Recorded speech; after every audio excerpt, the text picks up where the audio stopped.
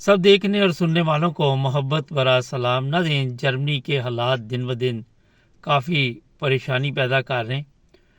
ابھی ہمارے ساتھ عرفان احمد خان صاحب ہیں. خان صاحب یہ ابھی کچھ لوگوں کو کہا جا رہا ہے کہ ملک چھوڑ دو جرمنی، تو آپ کیا دیکھتے ہیں؟ دیکھیں ملک چھوڑو جرمنی تو انہوں نے کہا جا رہا ہے جن کے خلاف کوئی نہ کوئی کمپلینٹ ہے یا جن کے خلاف سیریس قسم کا کوئی نہ کوئی ایکشن لینا گورنمنٹ کو ممکن ہوا ہے، یا وہ ہے جن کے اسائلم کیس ختم ہو گئے ہیں. جی ایک اہم کیس جو ہے جس کو ملک چھوڑنے کے لیے کہا گیا ہے وہ جو ایران کا سینٹر ہے، ثقافتی سینٹر یا اسلامک سینٹر جسے کہہ لیں، ہیمبرگ کے اندر بلیو ماسک والے، اس کے جو امام ہیں ان کو کہا گیا ہے کہ وہ 11 سپٹمبر تک جرمنی چھوڑ دیں. اور اس کی وجہ یہ ہے کہ یہ ثابت ہو گیا کہ وہ جو اس وقت پاسداران انقلاب ہے ایران کے اندر، جو روحانی پیشوا ہیں ان کے وہ نائب کے طور پر کام کر رہے تھے. تو یہ بہرحال جرمن گورنمنٹ الاؤ نہیں کرتی کہ آپ اپنے کلچر کے نام پہ یا اسلامک سینٹرز کے نام پہ وہ کھول لیں. تو وہ کہتے ہیں کہ آپ کی ایکٹیویٹیز ہیں وہ صرف مذہبی تک محدود ہونی چاہیے. تو پاسداران انقلاب کیونکہ کھل کر مخالفت کر رہی ہے اسرائیل کی اور حزب اللہ کا ساتھ دے رہی ہے، تو ایسی ایکٹیویٹیز جو ہیں وہ یہاں نوٹ کی گئی ہیں جس کے اندر وہ حزب اللہ کو یہاں پہ پروموٹ کرنے کے لیے حزب اللہ کے مشن کو کام کر رہے تھے. یہ خبر اصل میں تو بلڈ اخبار نے دی تھی آپ سے کوئی مہینہ 1.5 مہینہ پہلے، اور اس اخبار کے اوپر پھر شور پڑا اس خبر کے اوپر.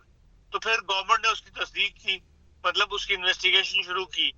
تو 53 جگہ پر گورنمنٹ نے وہ چھاپے مارے تھے جرمنی کے اندر، پورے جرمنی میں، جہاں پہ یہ اسلامک سینٹر IZH والے جو ان کے ماتحت مدرسے کہہ لیں یا ان کے جو نماز سینٹرز کہہ لیں یا ان کے جو کلچرل سینٹر بنے ہوئے ہیں، تو ان میں جرمنی کے اندر یا ہیسن کے اندر بھی فرینکفرٹ میں 2 جگہ چھاپا پڑا، باڈ ہیمبرگ میں چھاپا پڑا، اور جو روڈلائن کے اندر ان کا سینٹر ہے وہ انہوں نے بند کیا ہوا ہے. لیکن ابھی تک ان کے خلاف کوئی انہوں نے ایکشن نہیں لیا تھا. یہ پہلا ایکشن جو لیا گیا ہے یہ ان کے خلاف لیا گیا جو وہاں کے اس وقت ہیڈ تھے ہیمبرگ کی نیلی ماسک کے، اور ان پہ چارج یہی لگایا ہے کہ یہ پاسدار انقلاب کے جو روحانی پیشوا ہیں ایران کے، ان کے نائب کے طور پر کام کر رہے تھے. بات یہ ہے کہ یہ جب تک چیز کنفرم نہ ہو جائے اس وقت تک یہ ہاتھ نہیں ڈالتے. اب یہ سینٹر جو ہے 1965 سے قائم ہے اور اس کے خلاف کبھی کوئی ایکٹیویٹیز نہ نوٹ کی گئی، نہ ان کے خلاف انہوں نے کبھی ایکشن لیا. اور یقیناً کوئی نہ کوئی ایسی کنفرمیٹ بات ان کا ہاتھ لگی ہے جس کی وجہ سے انہوں نے یہ اقدام اٹھایا ہے. دوسرا ایک یہ بھی ہو سکتا ہے کہ جب جرمنی کے اندر یہاں چھاپے مارے گئے ہیں ایرانی سینٹرز کے اوپر، تو اس کے جواب میں ایران نے کچھ ڈپلومیٹس جو ہیں جو کلچرل ونگ سے تعلق رکھتے تھے ان کو اپنے ملک سے نکال دیا تھا. یہ پچھلے ہفتے کی بات ہے، وہ پرانی بات نہیں ہے. تو ہو سکتا ہے اس کے جواب میں انہوں نے جرمن گورنمنٹ نے کوئی ڈپلومیٹ تو نہیں نکالا، لیکن ان کے جو ثقافتی سینٹر کا ہیڈ ہے اس وقت مفتاح یا کیا نام ہے ان کا، اس وقت میرے ذہن میں نہیں ہے، ان کو پھر نوٹس جاری کر دیا کہ 11 سپٹمبر تک وہ ملک چھوڑ دیں. اگر وہ 11 سپٹمبر تک نہیں جاتے، اگر وہ نہیں آتے تو پھر اس کے جواب میں وہ اس کو نکال دیں گے، ملک سے باہر زبردستی نکال دیں گے. آپ سمجھ رہے کہ خود بخود یہ چھوڑ جائیں گے ملک؟ میں سمجھتا ہوں چھوڑ دیں گے.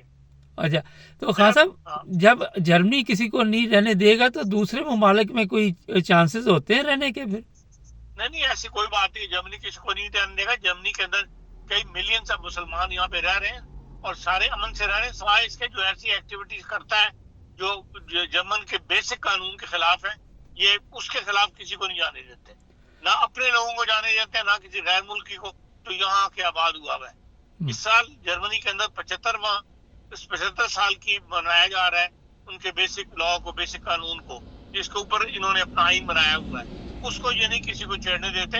اپنے ملک کے اندر بھی انہوں نے دیکھ لیں کہ جو 2 الیکشن ہو رہے ہیں 2 صوبوں کے اندر اس اتوار کو، اس کے بارے میں جو بڑی پارٹیاں انہوں نے کھل کر کہا ہے کہ اگر یہ لوگ ان 2 صوبوں کے اندر برسر اقتدار آ گئی، انہوں نے انڈیپینڈنٹ گورنمنٹس بنا لی، تو ہمیں سب سے بڑا خطرہ یہی ہے کہ یہ جو کانسٹیٹیوشنل کورٹ ہے اس کے اندر ایسے جج لے آئیں گے. اپنے ہر صوبے سے جج لیے جاتے ہیں تو ان کے صوبوں سے ایسے جج آ جائیں گے جس سے جرمن بیسک لا کو جو ہے وہ خطرہ پیدا ہوگا. اس لیے وہ مخالفت کر رہے ہیں, لوگوں کو اپیل کر رہے ہیں کہ ان کو نہ وہ آنے دیں.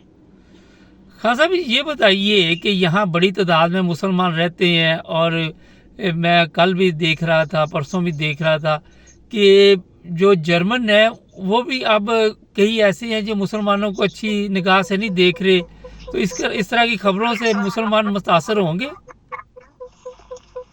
دیکھیں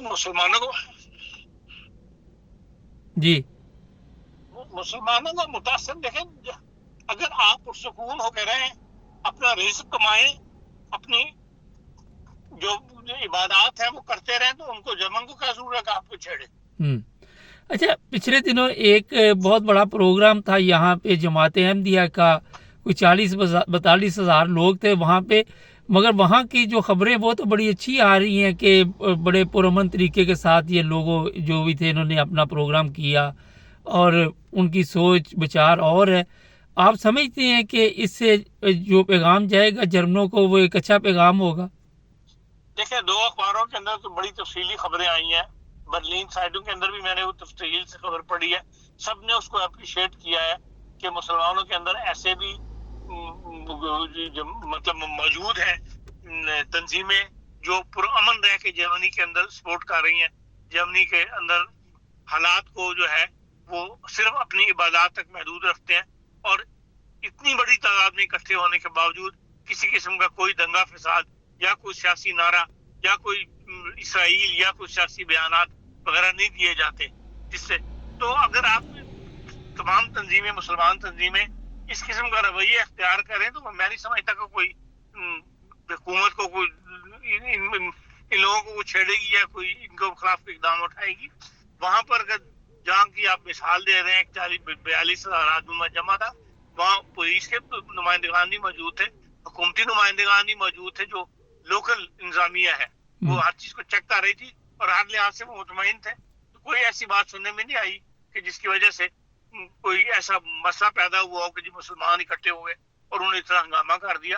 ہر طرف سے اپریشیٹ کیا جا رہا ہے. خان صاحب یہاں پرامن پروگرام 42 ہزار لوگوں کا ایک ہو رہا ہے, اور پاکستان میں یہ کہتے ہیں سب سے زیادہ خطرہ ان سے ہے. دیکھیں وہ تو ایک مولوی کی وہ ہے نا, اپنی عوام تو سارے عوام تو یہ بات نہیں کہتے, یہ تو صرف وہ مولوی کہتا ہے جس نے رزق کمانا ہے مذہب کے نام کے اوپر, وہ اس قسم کا شور ڈالتا ہے. اچھا یہ آخر پہ بتائیے کہ جو یہاں سیاسی پناہ والے ہیں, آپ سمجھ رہے ہیں کہ ان کے حالات آنے والے دنوں میں کافی ٹائٹ ہو جائیں گے, سخت ہو جائیں گے؟ بارک صاحب میں تو اس بات کا قائل ہوں کہ جو جرمن گورنمنٹ جس قدر سہولتیں مہیا کر رہی ہے, دنیا کی کوئی ملک ایسی سہولتیں اسائلم سیکر کو نہیں دے رہی. آپ دیکھیں جرمنی کے فرینکفرٹ کے اندر ہی کم از کم 10-12 جگہوں پر ایسے نئے ہاؤسز بنائے گئے ہیں اعلیٰ معیار کے, جہاں پر اسائلم سیکر کو رکھا جا رہا ہے. فیملیز کے علیحدہ بنائے گئے ہیں. بچیاں والی جو خواتین صرف بچوں کے ساتھ ہیں, مرد نہیں ان کے ساتھ ہیں, عراق وغیرہ سے آئے ہوئے ہیں, شام سے آئے ہوئے ہیں, ان کے لیے علیحدہ ہاؤسز بنائے گئے ہیں. اور وہ اس بات کی آفر دے رہے ہیں کہ بھئی یہاں کچھ سیکھ لو, کچھ ٹریننگ حاصل کر لو. اس قدر پروگرام شروع کیا ہے حکومت نے پیسہ خرچ کر کے, اور اپنے ویزوں کو اسائلم سے چینج کروا لو نارمل ویزے کے اندر. اتنی بڑی سہولت اور کون دے رہا ہے, کون سا ملک اتنی بڑی سہولت دے رہا ہے؟ اس لیے یہ کہنا کہ بھئی جرمنی کے اندر کوئی خطرہ ہے, مجھے تو ایسا خطرہ ان کے لیے نظر آتا ہے جو گھر بیٹھ کے کھانا چاہتے ہیں یا کرائم کر کے تو اپنے آپ کو جو ان کے طبیعتوں کے اندر ایک رجحان ہے کرائم کرنے کا, ان کو سوسائٹی کو بھی نقصان ہوتا ہے اور ملک کے لیے بھی ایک خطرہ بنتا ہے. ان کے لیے جو ہے جرمنی کی سرزمین جو ہے وہ یقیناً تنگ کر دی جائے گی. بہت شکریہ خان صاحب کا. ناظرین, جرمنی رات کہیں پہ کوئی بات ہو رہی تھی, میں دنیا کے مختلف ممالک میں گیا ہوں, میرا خیال کوئی ایسے ممالک بھی تھے جہاں بتایا جا رہا ہے بڑا ان کا نام ہے, مگر خان صاحب کی بات ایک وزن رکھتی ہے کہ جرمنی جیسی سہولتیں آپ کو کہیں نہیں ملتی. میڈیکل سسٹم زبردست ہے, ویسے بھی پرامن ملک ہے, اور جو لوگ یہاں پہ آتے ہیں ان کو یہاں کے قوانین کا احترام کرنا چاہیے.